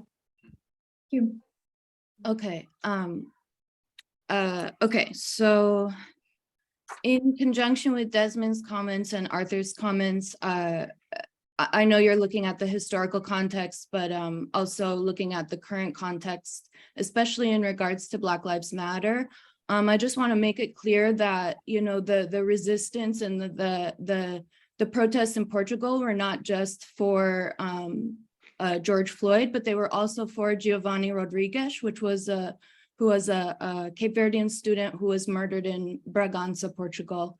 I just looked up now, I should have done my homework earlier, about what sort of accountability is happening now, and it's not, or it's pending, which is familiar to me in the US context.